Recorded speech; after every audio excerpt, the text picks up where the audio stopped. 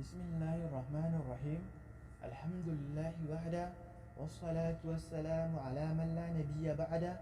أما بعد، السلام عليكم ورحمة الله تعالى وبركاته.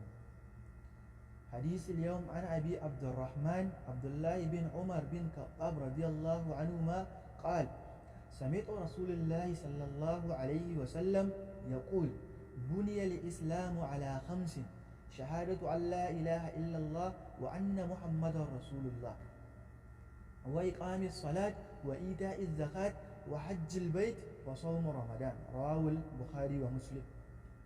أنكر بولك أبي عبد الرحمن عبد الله بن عمر بن الخطاب رضي الله عنهما الله قال مسير دا قال يتي: سمعت رسول الله صلى الله عليه وسلم ناجي منزon Allah sallallahu alaihi wasallam yaqul yana cewa buniyal islamu ala 5: an gina musulunci a bisa abubuwa guda 5.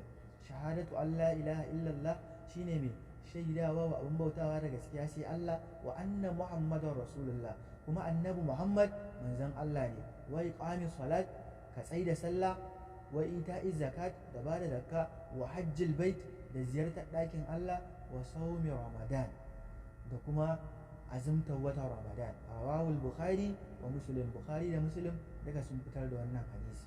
Abin da muka faɗa na daidai game da fassara, Allah subhanahu wata'ala ya karɓa mana ya kuma ba mu lada, wanda kuma muka yi na kuskure, Allah subhanahu wata'ala ya nuna mana kuskuren mu da kuma ba mu ikon gyara.